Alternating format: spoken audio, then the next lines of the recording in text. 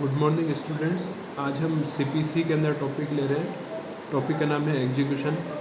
Execution का मतलब होता है कि कोई भी जब डिक्री कोर्ट ने पास कर दी है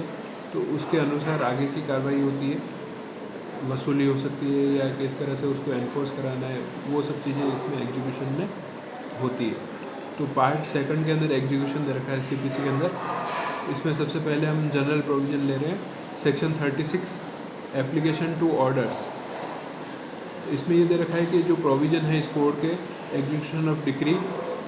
including provision relating to payment under a decree, जिसमें डिक्री के तहत किसी पार्टी को पेमेंट करना है, shall so far as they are applicable be deem to apply to the execution of orders. तो ये जो डिक्री के एग्जीक्यूशन के जो प्रोविजंस हैं वो एग्जीक्यूशन ऑफ ऑर्डर्स में भी अप्लाई होंगे, including payment under an order. अगर ये कहा है कि कोई ऑर्डर है जिसके तहत आपको पेमेंट करना है तो वो भी इसमें इंक्लूड होगा। तो एक इसमें ये क्लियर किया है कि एग्जीक्यूशन के जो प्रोविज़न इसमें डिक्री के लिए दिए हैं वो एग्जीक्यूशन के प्रोविज़न ऑर्डर में भी अप्लाई होंगे। नेक्स्ट सेक्शन 37 है definition of court which passed the decree. The expression court which passed the decree or words to that effect shall in relation to the execution of decree unless there is anything repugnant in the subject or context be deemed to include। कि कौन सी court है जिसने decree pass की है, इस word का meaning हमको execution of decrease के लिए लेना है। तो अगर उससे कोई विपरीत बात नहीं है सब्जेक्ट या कंटेक्स्ट में, तो उसमें कौन सी चीज़ें इंक्लूड होगी वो हम ले रहे हैं इसके अंदर। ए है where the decree to be executed has been passed in the exercise of appellate jurisdiction the court of first instance. कि जो डिक्री जिसका एग्जीक्यूशन किया गया है उसको अपीलेट जुरिडिक्शन में अगर पास किया है तो उसमें the court of first instance भी इंक्लूड मानी जाएगी। बी है where the court of first instance has ceased to exist or to have jurisdiction to execute it. और अगर ऐसा होता है कि कोर्ट ऑफ फर्स्ट इंस्टेंस है वो एग्जिस्टेंस में नहीं है अब, या जुरिडिक्शन नहीं है उसको एग्जीक्यूट करने का। The court which if the suit wherein the decree was passed was instituted at the time of making the application for execution of the decree. अगर ऐसा है तो जो सूट है जिसमें डिक्री पास की गई है वो इंस्टीट्यूट किया गया है जब application of execution of decree अगर फाइल की जाती है, और उस समय अगर वो सूट लाया जाता है तो उस सूट को सुनने के लिए अगर जुरिडिक्शन है उस कोर्ट को, तो ये court which passed the decree की डेफिनेशन में आएगा। एक्सप्लेनेशन दे रखा है the court of first instance does not cease to have jurisdiction to execute a decree merely on the ground that after the institution of the suit wherein the decree was passed or after the passing of the decree any area has been transferred from the jurisdiction of that court to the jurisdiction of any other court। तो इसमें ये explanation दिया है कि court of first instance जो है उसमें उसको जुरिडिक्शन नहीं है एग्जीक्यूट करने का, ऐसा इस आधार पे नहीं माना जाएगा कि जो सूट जब इंस्टीट्यूट किया गया जिसमें डिक्री पास की गई थी और वो जो एरिया था जिसमें वो डिक्री पास की गई थी वो उस कोर्ट के जुरिडिक्शन से किसी दूसरी कोर्ट के जुरिडिक्शन में अगर ट्रांसफ़र कर दिया है तो ऐसा नहीं माना जाएगा कि उसको जुरिडिक्शन नहीं है। बट लेकिन इसमें कंडीशन है, in every such case such other court shall also have jurisdiction to execute the decree. उस केस में ये होगा कि जो दूसरी कोर्ट है जिसमें वो एरिया ट्रांसफ़र किया गया है वो भी एग्जीक्यूट करने का जुरिडिक्शन रखेगी।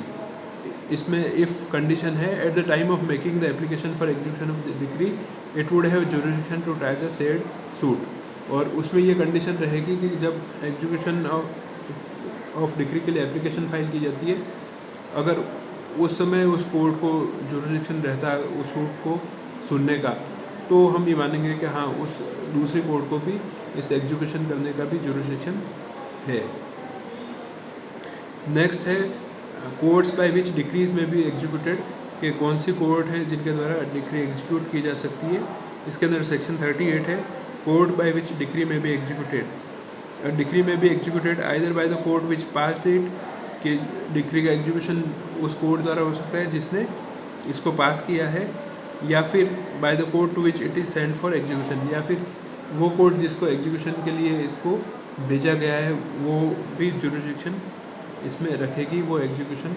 करवा सकती है। नेक्स्ट सेक्शन 39 है ट्रांसफ़र ऑफ डिक्री। ये ट्रांसफ़र ऑफ डिक्री तब है जब कोई डिक्री किसी कोर्ट ने पास की गई है और उसको एग्जीक्यूशन के लिए किसी दूसरी कोर्ट को ट्रांसफ़र किया जाता है, उसके बारे में ये प्रोविज़न है। इसका सबसेक्शन 1 है the court which passed a decree may on the application of the decree holder, कि वो कोर्ट जिसने डिक्री पारित की है और उसमें अगर डिक्री होल्डर एप्लीकेशन फाइल करता है,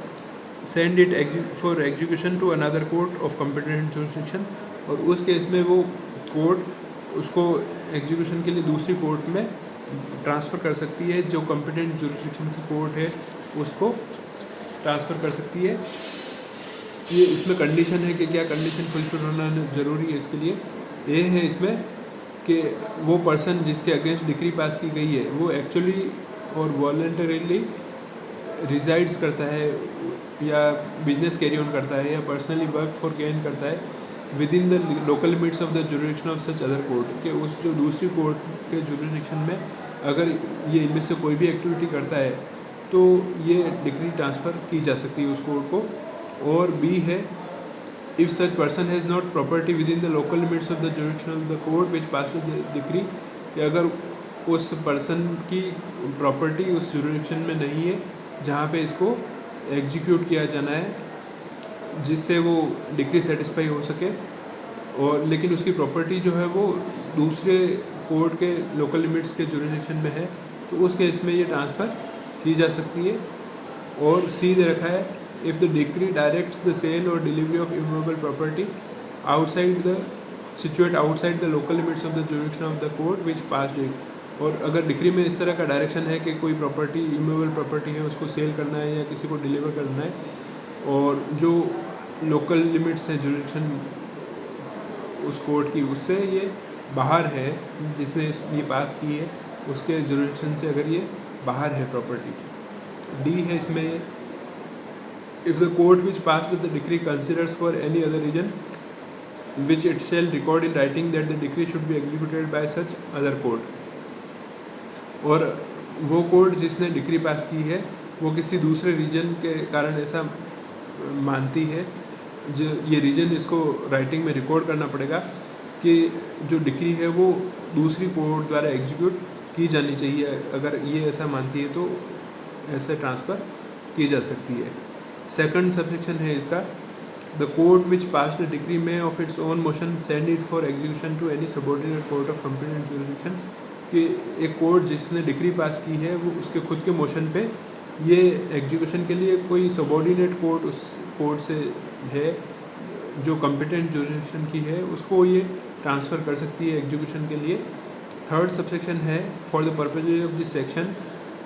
court shall be deemed to be a court of competent jurisdiction if at the time of making the application for transfer of decree to it